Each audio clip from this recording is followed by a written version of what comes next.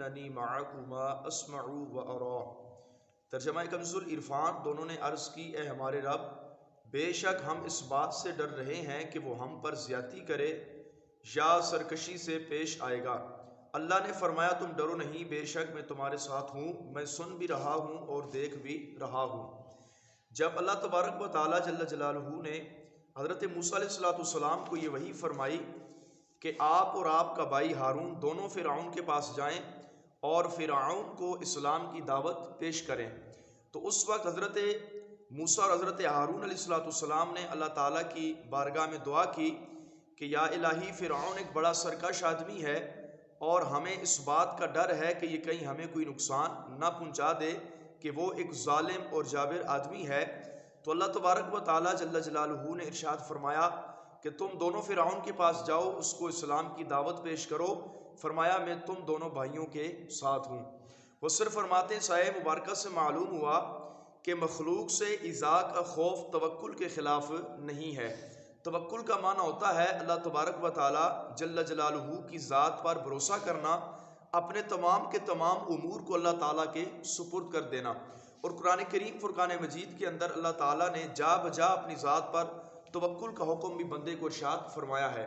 اور امام غزالی رحمۃ اللہ تعالیٰ علیہ اپنی کتاب منہاج العابدین میں فرماتے ہیں جس بندے کو اللہ تعالیٰ کی ذات پر توکل نہیں ہوتا، بھروسہ نہیں ہوتا، ارشاد فرماتے ہیں ایسا بندہ تو معرفت الہی دور کی بات، ایمان سے اس اپنے ہاتھ دھو بیٹھنے کا اس کے بارے میں خطرہ ہے، جس کو اللہ تبارک و تعالیٰ کی ذات پر توکل نہیں ہوتا۔ تو ارشاد فرمایا کہ مخلوق کا اگر ایذا کا خوف ہو تو انسان اگر اس کے مطابق اسباب کرے تو یہ توکل کے خلاف نہیں ہے۔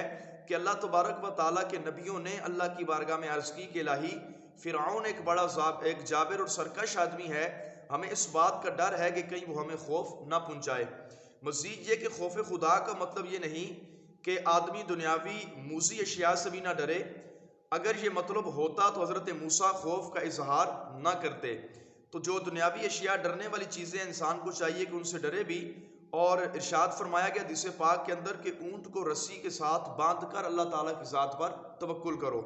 البتہ یہاں یہ بات کہی جا سکتی ہے کہ بعض بزرگان دین خدا پر بعض اوقات بعض خاص احوال طاری ہوتے تھے جس کی وجہ سے وہ اس طرح کے بے خوفی کے افعال کیا کرتے تھے، جیسا کہ حضرت عامر بن عبداللہ رحمۃ اللہ تعالیٰ علیہ ایک بار اپنے ساتھیوں کے ساتھ شام کی طرف گئے تو راستے میں آپ نے دیکھا کہ ایک جگہ ایک شیر ایک پانی کے چشمے کے ساتھ کھڑا ہو کے پانی پی رہا ہے۔ عبداللہ بن عامر فرماتے ہیں مجھے بڑی شدید قسم کی پیاس لگی تھی، تو کہتے ہیں شیر بھی وہاں سے پانی پی رہا تھا۔ کہتے ہیں میں نے اللہ تعالیٰ کی ذات پر توکل کرتے ہوئے گیا، ایک طرف سے شیر پانی پی رہا تھا اور کہتے ہیں دوسری طرف میں پانی پینے لگا۔ تو فرمایا بزرگان دین پر بعض اوقات ایسے احوال طاری ہوتے تھے کہ جس کی وجہ سے وہ بے خوفی کے افعال کیا کرتے تھے، اور وہ احوال بھی ناپسندیدہ نہیں بلکہ بہت مرتبہ وہ کرامت کے شعبے سے تعلق رکھتے ہیں۔ کہ عام روٹین کے اندر ایسا ہوتا نہیں کہ انسان اور شیر ایک ہی برتن میں کھا اور پی رہے ہوں۔ تو فرمایا یہ اللہ تبارک و تعالیٰ کے ولیوں کی کرامت ہوتی ہے۔ جیسا کہ ایک بزرگ حضور غوث پاک کی بارگاہ میں جب آئے تو آپ نے دیکھا کہ وہ شیر پر سوار ہو کے آ رہے ہیں، تو عام روٹین میں بندہ شیر پر سوار نہیں ہوتا۔ تو ارشاد فرمایا یہ اللہ والوں کی کرامت ہوتی ہے، یہ بعض اوقات خاص احوال الہیہ ان پر طاری ہوتے ہیں انوار، تو جس کی وجہ سے یہ بے خوفی کے حوال کرتے ہیں۔ تو اس کے علاوہ فرمایا انسان کو جہاں پر خوف ہو، اسی طرح دنیاوی یا دینی کوئی بھی معاملہ ہو، تو فرمایا کہ وہ اللہ تعالیٰ کی ذات پر توکل کرنے کے ساتھ ساتھ اس کے اسباب جو ہوتے ہیں ان کو بھی اختیار کرے۔